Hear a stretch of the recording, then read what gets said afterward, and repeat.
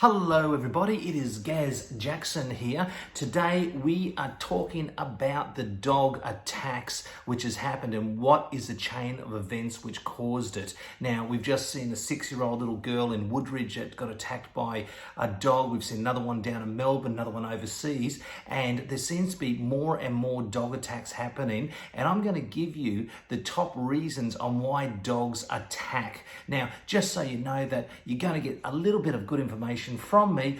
I am a decoy, retired, or supposed to be retired. The first arm pad I put on was before 1983, so over 40 years ago. And I've been teaching dog bite prevention seminars around the world, around Australia, New Zealand, India, several other countries, to law enforcement, to animal control officers, to scouts, to school kids, on how to avoid a dog attack. And I actually speak with many different organisations on dog safety programs.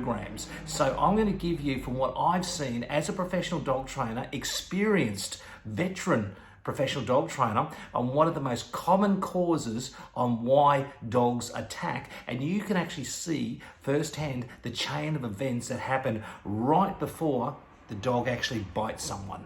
Number one reason, the veterinary surgeon. Yes, a veterinary surgeon, how about that? The veterinary surgeon is the first person that most new pet owners go to see, and the first bit of advice he says is to keep that puppy away from absolutely everything so he doesn't risk parvo until after his vaccinations. That is at the age of 16 weeks of age, and that where the dog misses out his entire critical period of development. Now what happens there? You think, well, what's a big deal with that happening as a pup? And this is as an adult. Well, here it is. When that pup misses out on all that socialization up to 16 weeks of age, then comes out for the first time, he is now going to be a bit schizoid, he's going to be a bit paranoid about the outside world, he's not socialized, so next thing he's going to see things and probably react with submission and unsureness. As he gets older, that submission turns to growling and then aggression based in fear. His suspicion is still very high, his fear is really high, but as he gets older, his fear starts to come down, becomes more defensive aggression, but the suspicion's still there. As he gets a win and another win behind the fence there, all of a sudden his aggression is at a really super defensive aggression and just tries to bite anyone that comes anywhere near him. And that's what causes a lot of dependency-based fear biters. Now, what also happens with dogs that are unsocialized, they develop a really strong dependency on the owner, follow you around like a bad smell everywhere. They then get a separation anxiety, so they're absolutely stressed out that mum or dad has gone out, and they start chewing and demolishing things to relieve the stress. Then they become overprotective, and when they become overprotective of the owner, that's when they feel any person that comes anywhere near them is a threat, and they start growling. Put that in a combination of their own in their own yard at home, and you end up with a bit of a lethal weapon here. And all this is caused with this chain of events. That dog bites a child, but it all goes all the way back to the veterinary advice you first received. Oh, keep that dog away until he's had all his shots, so don't take him out until 16 weeks of age. That is the number one reason.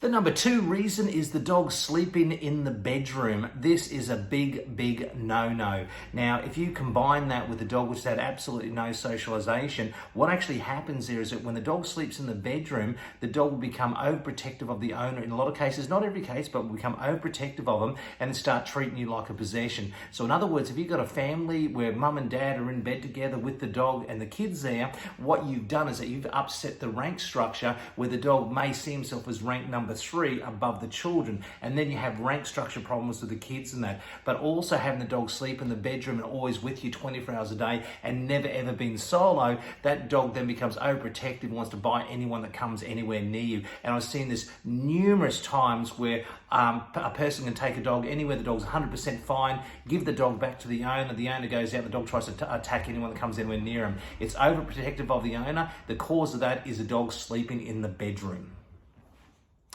The third reason is the 100% pure positive dog training ideology, woke rubbish, where you are not a leader, you're just a mate, and the dog just does what he wants, when he wants, without any worry about any consequences of his actions. You take the dog for a walk and try to bribe him with Scooby snacks. There is absolutely zero discipline, and that dog just walks all over you, jumps on people, jumps on other dogs, becomes socially stupid towards everyone. everything else and just thinks he can boss and bully everything around him. And because you've given him no discipline to be able to control him, he's going to continue doing that, and that can also lead into a dog being aggressive. And I've seen it numerous times, and it's getting worse and worse. I've seen a big explosion in this in the last few years, and I'll tell you what, it's not getting any better.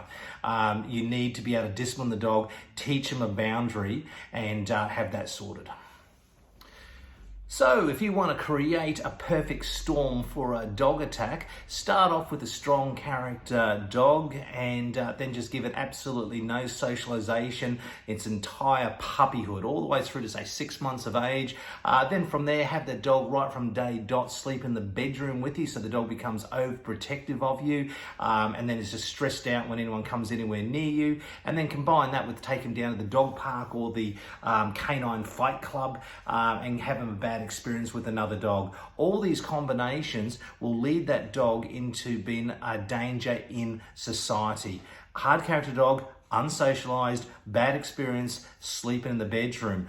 That are all the reasons on why many dogs attack. But I can tell you now, the number one reason out of everything on why dogs attack is that stupid, idiotic veterinary advice to keep that puppy away till after he's had all his vaccinations. That has done more damage to dogs around the country than anything else. And I'm actually look at this as a major problem, and I'm going to try and do something about this, because sometimes I can look at community obligation is far greater than personal gain, and I will be doing something about it soon to try to assist and maybe even stop other dog attacks in the future by providing some great information for dog owners, so that way they can get the right information and not this rubbish that is fed to them through these woke extremists and bad veterinary advice.